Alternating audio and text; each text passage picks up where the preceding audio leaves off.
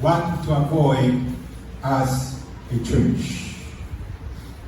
Ano ang dapat natin na likawan bilang isa ka church?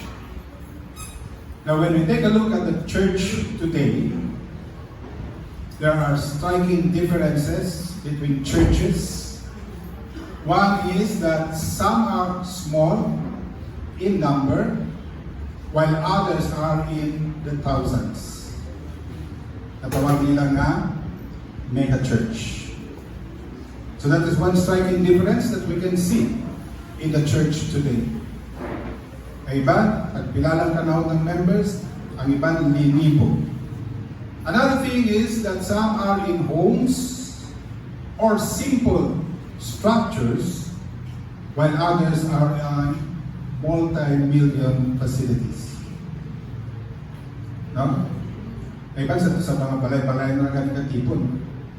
Because the church is not the building, the church is the people, right? We understand that. The building is not the church. Itaya ang church. We make the church, right?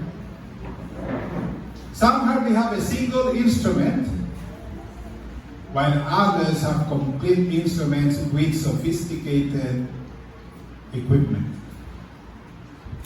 That is another striking difference na makita natin. Pareho man sa church.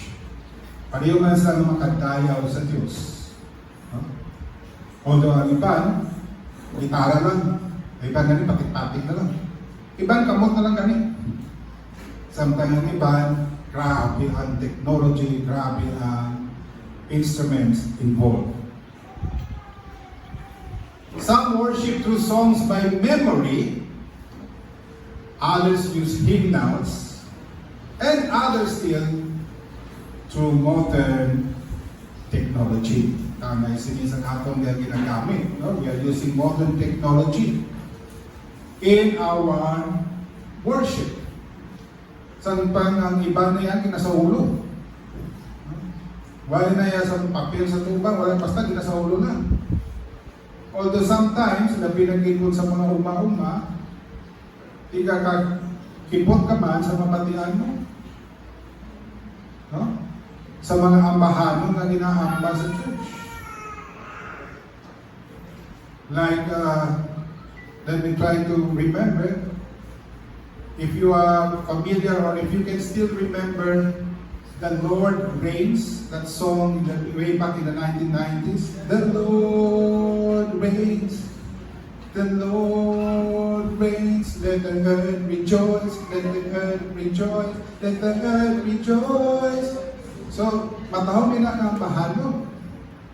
Pero may isa kasing bahan sa uma na sinisang worship leader, okay, mag-aamba kita sa pagdayaw sa Diyos. Nagtukara gitara, tapos sinisang worship leader, Dolores, Dolores, pa-shampoo, shampoo, pa-shampoo, shampoo. Ano tapos? But very sincere sila sa pag-worship.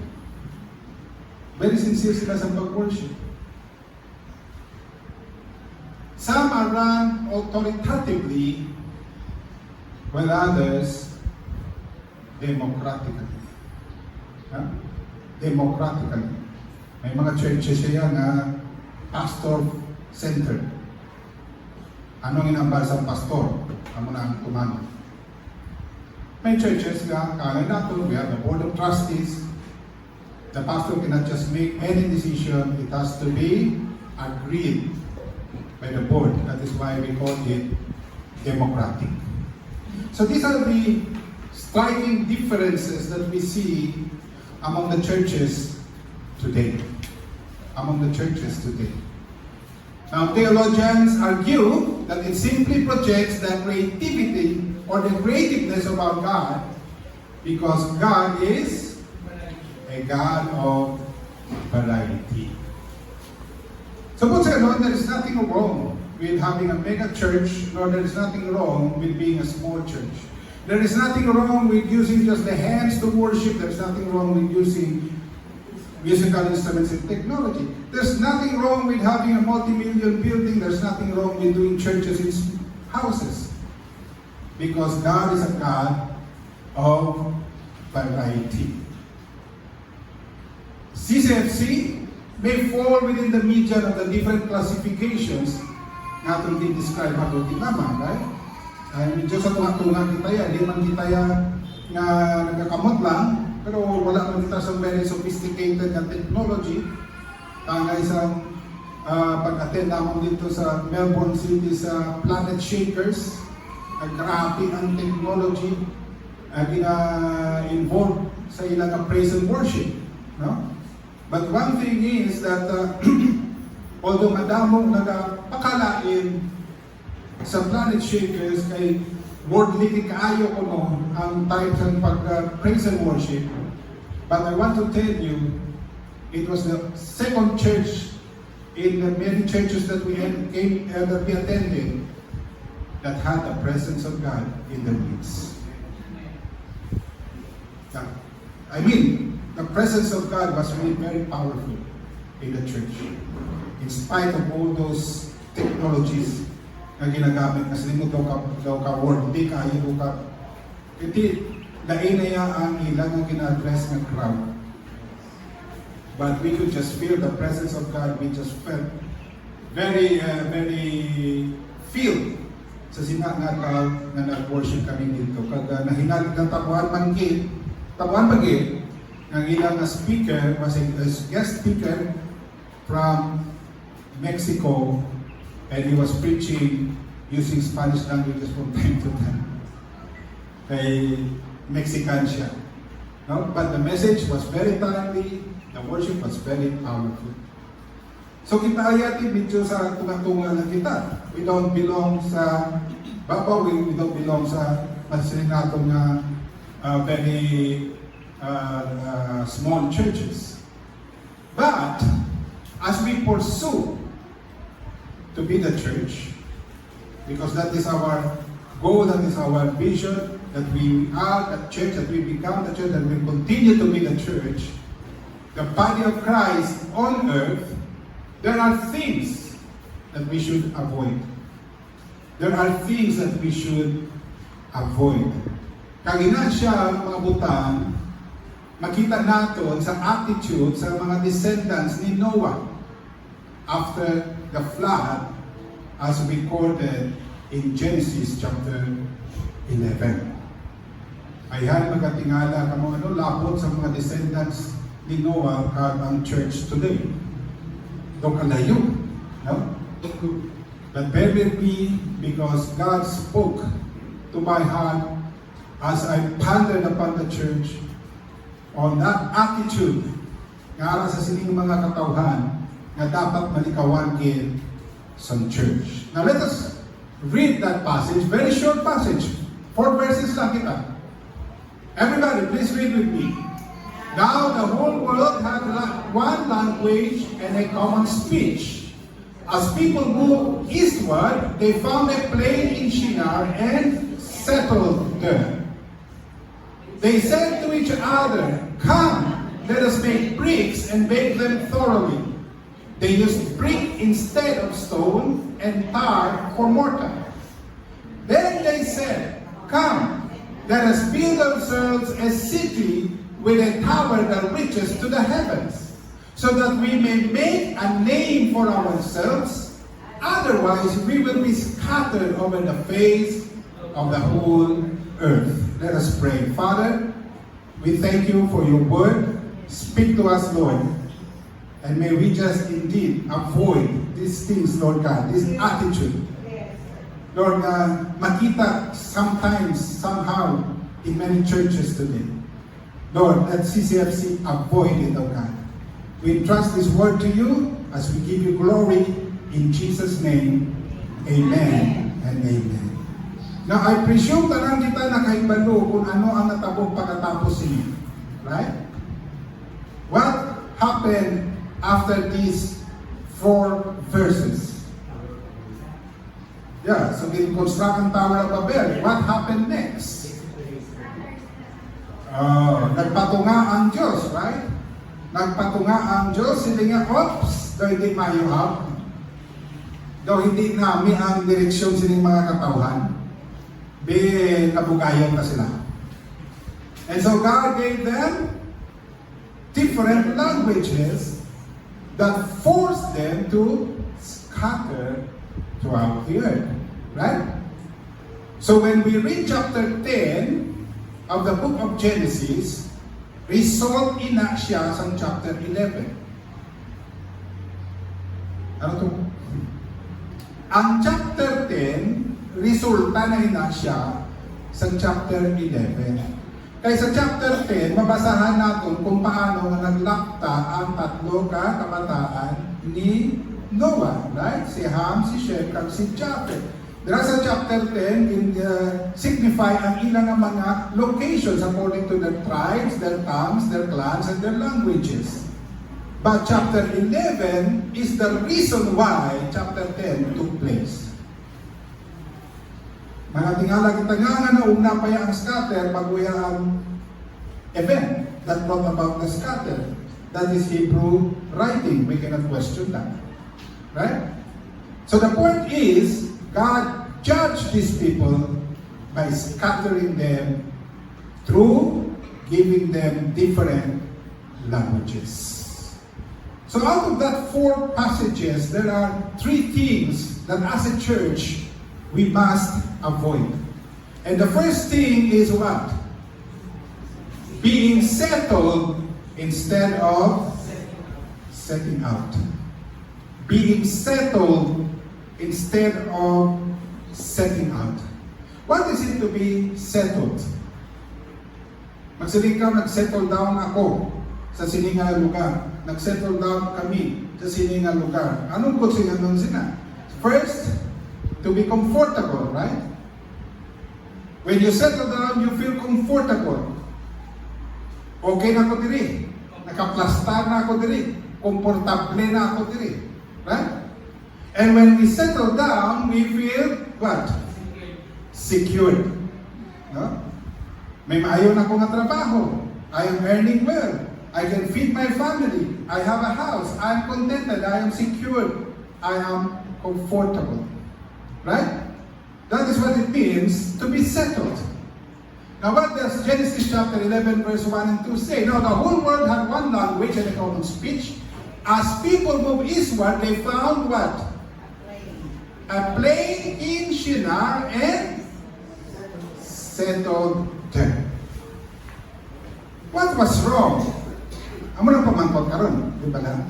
Anong ibala ang problema kung mag-settle sila sa plain of Shinar? Malain ba lang patindog sila sa ilang na city sa Sina nga loob? What was wrong about having settled? God's command has been consistent from the beginning. What was God's command?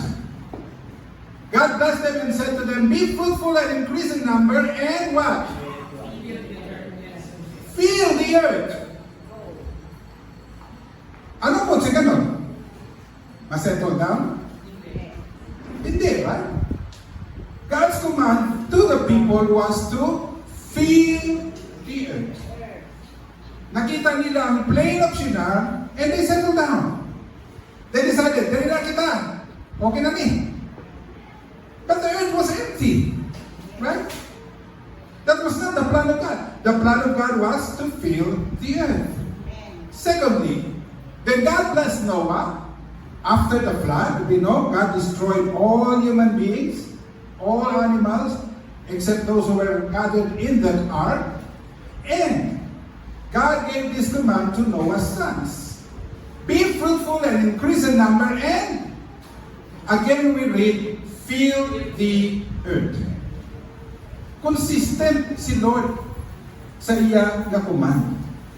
Ang command niya sa sining mga tao is na punon ang kalibutan. In other words, it was not God's intent for man to settle down in one place and multiply and enjoy life together. God's plan was for the people to scatter and fill the earth. He created us in His image and in His likeness, and intention for man was for these people to fill the earth with that image. Remember, when we bear the image of God, the likeness of God, we bear His glory. Hindi ba lang? Kaya ang purpose ni Lord nga niya nga glory mapuno sa kalibutan. Hindi nga magpundo lang sa plain of Shinar. That was what was wrong, church. That was what was wrong. They settled in the plain of Shinar. And that plain of Shinar is what we know as Mesopotamia, where Babylon was established. What was Jesus' command for the church?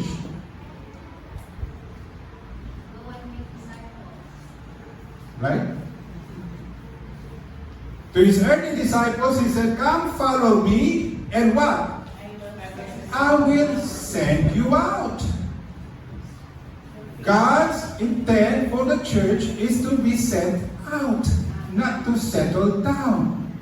Secondly, to the gathered disciples before His ascension, therefore, go and make disciples of all nations. The church is to reach out the nations. Amen. It is a sad fact that until today, we still have thousands of still unreached people's group. And nobody is willing to go. Sometimes ang church can enjoy, settle down by the thousands. Right? The church must not settle down. The command of Jesus to the church is to settle out, to go, to bring the gospel to the nations. To bring the gospel to the nations. Sining sa isang pastor, I cannot remember the name of that pastor. I tried to search sa internet kung makukita ko yung quote.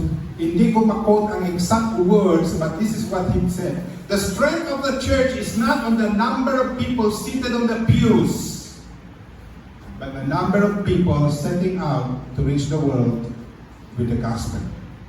That is the strength of the church. When the church begins to settle out, not settle in. Implication, church, God never intended for us to be comfortable and secured. Hello? He never intended for us to be comfortable and secured. Kaya kung ang Christianity is to be comfortable, then we should remove all the verses that Jesus said that blessed are those who are being persecuted. If Christianity was to be comfortable, then we should remove the verse that says, if you want to come after me, deny yourself, pick up your cross, and follow me. Because Christianity was not meant to be comfortable. It was never meant to be comfortable. God did not intend for the church to settle in. His intent is for the church to settle out. Let us avoid being settled, church, being comfortable and secured, but rather let us start setting out. Secondly, what should we avoid as a church? Based on that 4 passages, using the artificial instead of the natural. Now, I believe God's intention for man was to live a simple life in fellowship with and trust in Him. Amen. Napasalamat ako sa Ginoo kay last week, silid ko sa kay Z. Tonight, we're going to read the Bible, ha? Yes, Grandpa. So, samtang nag-apply siya, pinaread ko ang Bible. Nagsugod kami sa Genesis, chapter 1, verse 1. But every time I finish a sentence or a paragraph, pinapamangkot ko siya. Sino ka rin nag-create? Si God. Ano din create sa first day? Light. That means while he is playing, he is also listening. Correct. And starting from that night, inakulit niya po. Nagpasa na naman tayo mabasa Bible. So salamat chapter 2 na kami kagabi sa Genesis. Siya na yung kapangalan. And we clearly read in Genesis chapter 2 that God made a garden and put it in the east, in Eden, right? The place is Eden, it is located in the east. God put a garden, God put man in that garden. For what purpose? To till it, to work on it, right? And then he created a woman to be his partner, to live together, and they were in fellowship with God. Right? I don't think that life could have gone beyond that if not for sin. Nga man. Because the moment they sinned, what happened? They were driven out from the presence of God. The land was cursed. So therefore, ang tao yan kinahanglan nga maningwa para nga makakaon, right? By the sweat of your brows, sa Diyos sa kanya Abraham, kamo makakaon sa inyo nga pagkaon. So therefore, after sinning, okay, that is the passage that we just described. After the fall, what happened? Things began to become complicated. Right? Things began to become complicated. Ang simple life lang of a relationship with God, relationship with one another in a beautiful garden, where they didn't have to worry about food because there was food everywhere, right? God had put the trees that was pleasant to the eyes and was good for food. They could have lived a simple life forever had they partaken of the tree of life. Right? The tree of life. And they would have reproduced godly offsprings. Oh, what a beautiful, wonderful world it would have been. Amen, church. And that is what God is doing and will do eventually at the end of times. He's going to restore everything. He's going to destroy this earth. He's going to burn this earth. He's going to cleanse this earth. And this will become a new earth with a new heavens. And that is where we will spend eternity. After the sin, things began to become complicated. And the farther man advanced in science and technology, the more complicated and what? Polluted the world became. Di pala? Namin iman ang modernization, ang technology. But what did modernization and technology bring? More difficulty, more chaos, more pollution. We now have a problem with the climate change, and with all these sophisticated weapons, isa lang kapindo, destroy ang mankind. Right? Amen. Just one click of the button. Nuclear bomb everywhere. Now take a look at 11 verse 3. Again, from our passage. They said to each other, "Come." Una, nag-agree sila, ma-settle, right? Ikalawa, sila nga, "Come, let us make bricks and bake them thoroughly." What does the author comment after that? They used brick instead of stone. Take note of that, church. They used brick instead of stone and tar for mortar. What was the natural way of construction? Stone. But because they were in the plain of Shinar, they used brick instead of stone. Now, church, it is clear that stones and mortar were scars in the plains of Shinar. According to what I read. Okay? Taken na siya yan. Nga, maiwag gid man ang bato kang mortar sa sina nga plain. Simple, ano nga bato? Wala mo kay wala bukid. Where do we usually get the rocks? From the mountains, right? Now, they could have agreed to scatter and settle in places where the natural existed. Hindi pala. Ito pigado, they haven't bunubudlay din sitwasyon ha.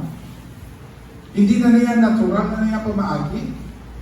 Mangita kita sa lugar, ikaw ka tuto, mangita na sa lugar para nga makapadayon kita sa natural way of living. But yet they decided to stay.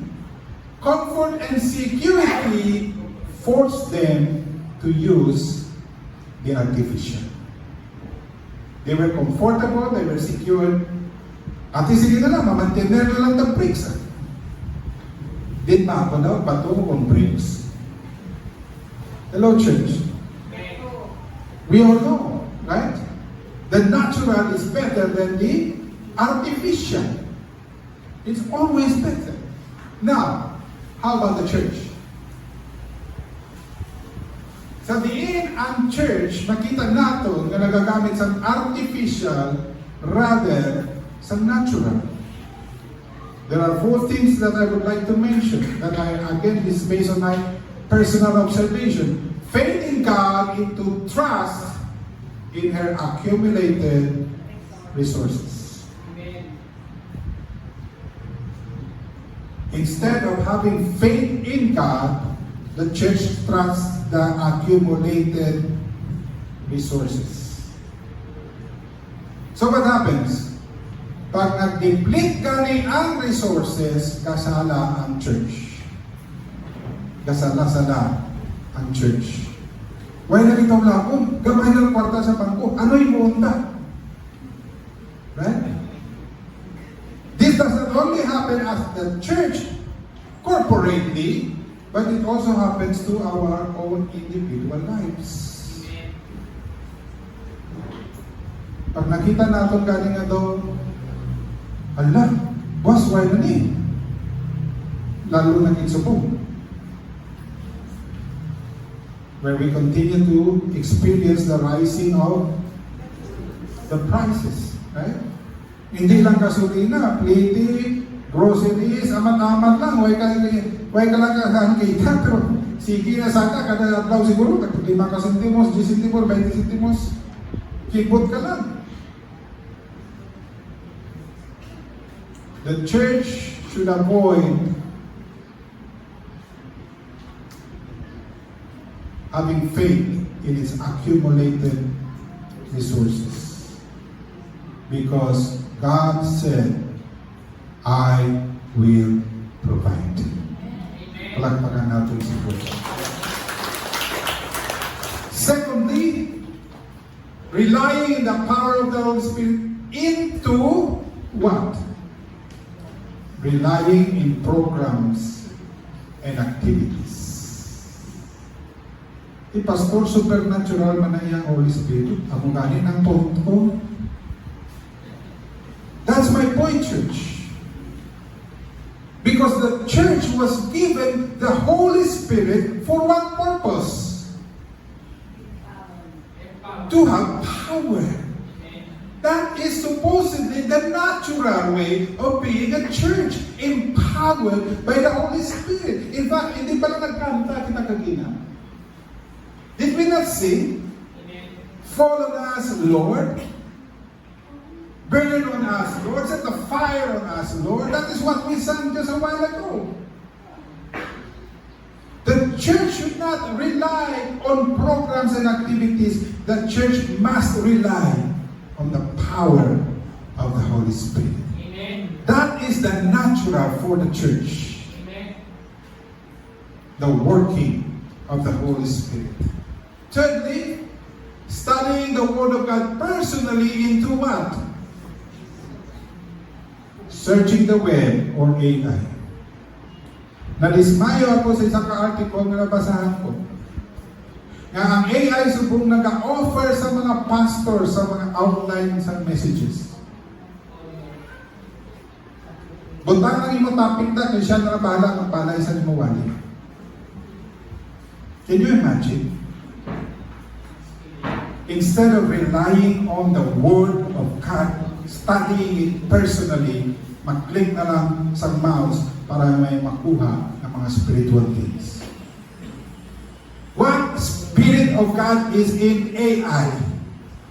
Church. Klaro, di ba? Artificial intelligence. But yet we rely. People are relying. Pastors are relying. The study of the Word, church, personally, should be our first step in our Christian life. We study the Word. After I preach, you can go study the Word. Read it yourself. Amugin man din bala, Lord? Ay nambal ni Pastor Te, amugin man din. Just like the Bereans, right? When Paul brought the gospel to the Bereans, the Bible tells us that they did not simply accept the gospel, they studied the Word themselves. They verified. It was a personal communication with God through the Word. Worshiping God in spirit and truth into high or stimulated worship. Sad to say, many churches rely on stimulated worship. Pagkaon-kaon, dugay-dugay, instead of worshiping God in the spirit and in the truth. There is a church in Iloilo, sad to say, confirmed kinaya, napila na katawa ang istorya ko. Kahire sinaya sa mga professional na mga musicians na nagatukar sa mga club kung gabi para magtukar sa praise and worship nila kung Sunday.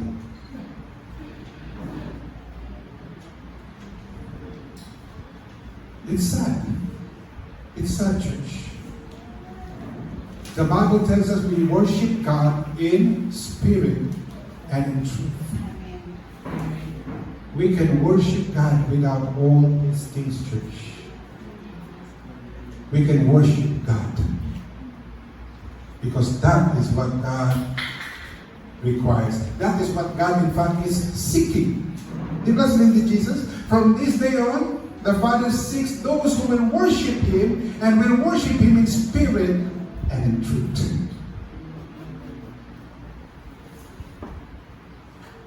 God has always intended that the church rely totally on Him. Hello, church. We will not exchange the natural to the artificial.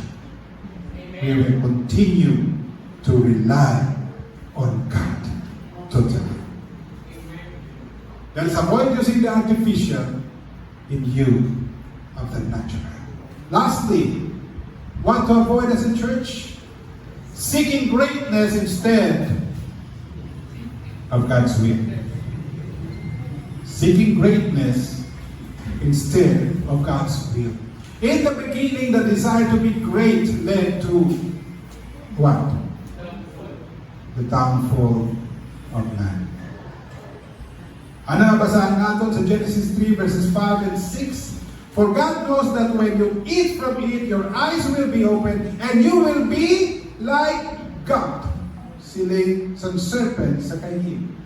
Knowing good and evil. When the woman saw that the fruit of the tree was good for food, remember, the Bible tells us that the fruits, the trees that bear fruit in the garden was good for food. And the pleasing to the eye, again, the trees with the fruits in the garden were pleasing to the eye. We read that in Genesis chapter 2. and also desirable for gaining wisdom. Dito na problema. Right? Because indeed God created everything good. They were pleasing to the eyes. And the food was good for, and the fruit of the trees were good for food. But the only difference with this tree and its fruit, the desire for gaining wisdom.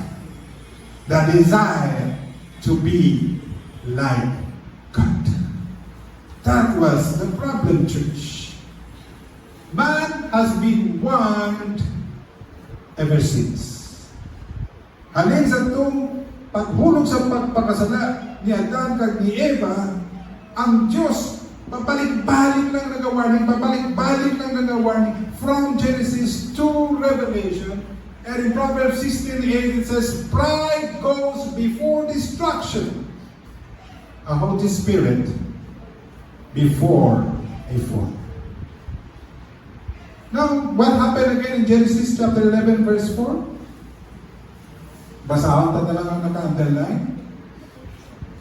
So that we may make a name for ourselves. These people settled in the plains of Shinar because they wanted to make a name for themselves.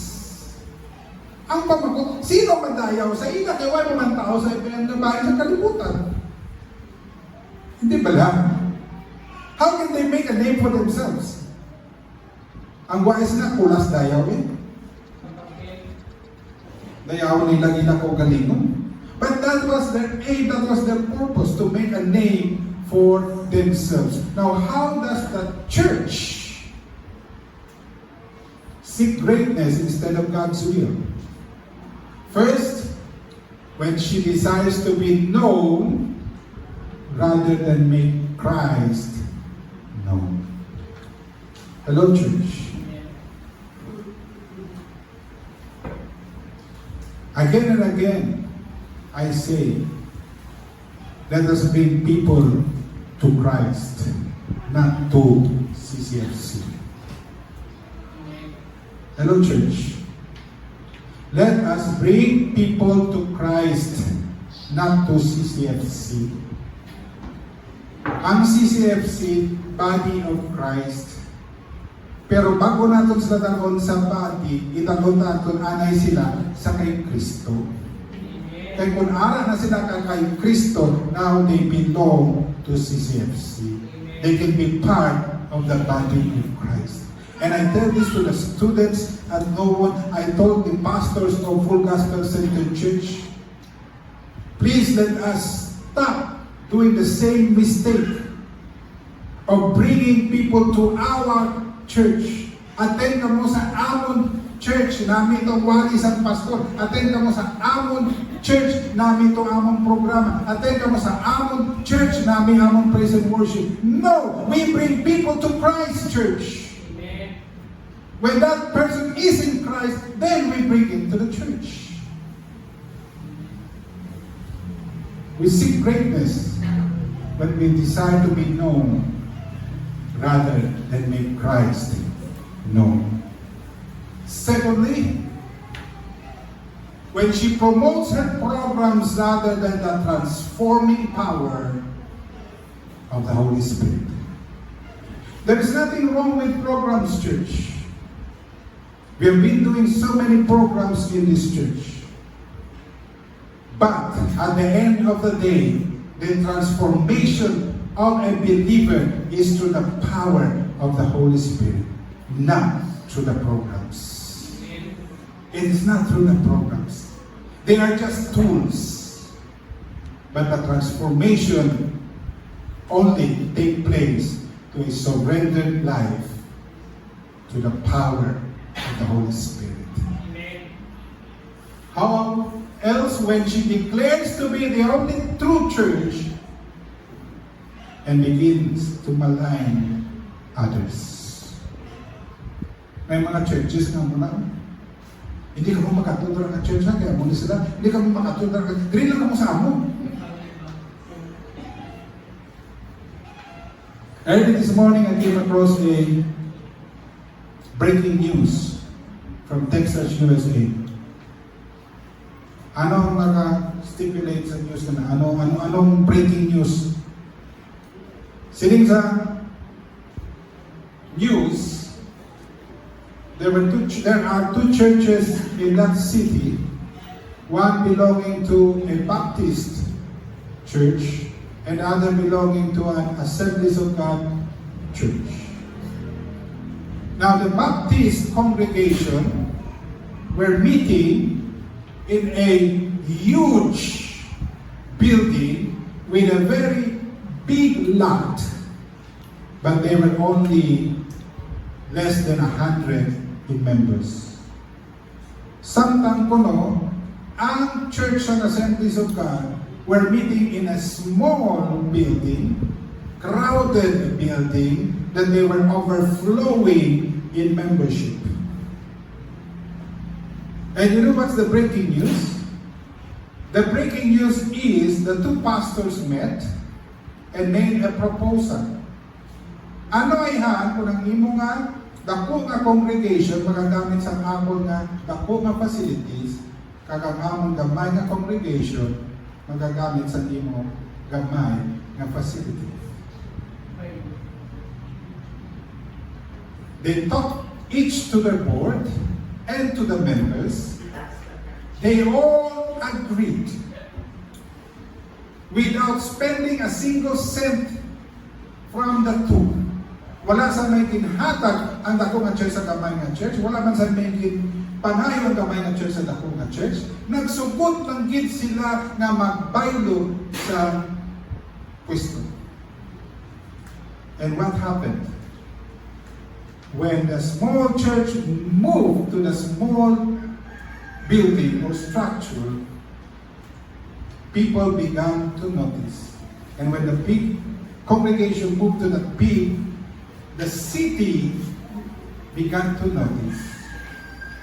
And church membership began to increase on both churches. Hallelujah. Hallelujah. This is the body of Christ. Remember what Paul says when he wrote to the Philippians. Even if they preach Christ in order to malign me, it does not matter. Because at least they are preaching Christ. Right? So hindi tayo paghukman kung ano man yung ginahimo sa ibang nga church, kung anong ilang metodo nga ginadap, kung anong procedure, kung anong programa, ilan na iya sa labton sa Diyos sa pilang adlaw.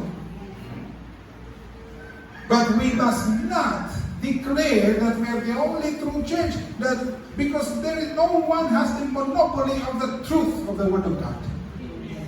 No one has a monopoly of the truth of God. We just need to be the church, the body of Jesus Christ. And the last thing is when she seeks the praise of man rather than please God. Kung ang purpose of church nag-exist para dayawon sa tao, then the church has a problem. The church has a problem. We must seek to please God. Remember this church, those are the words from our Lord Jesus Christ. Basahan na lang ang verse 21. Not everyone who says to me, Lord, Lord, will enter the kingdom of heaven, but only the one who does the will of my Father who is in heaven. We do not seek our greatness. We seek God's will. Let us seek out the will of God for us rather than greatness. As we conclude church, the church is the body of Jesus Christ on earth. Amen?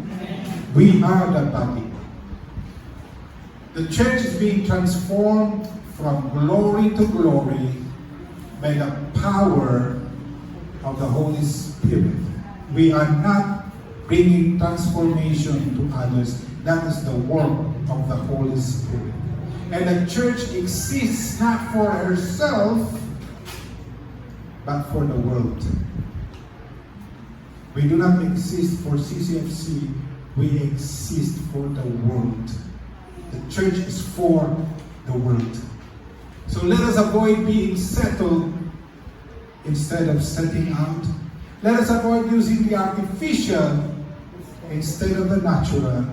Let us avoid seeking greatness instead of God's will. Let us pray.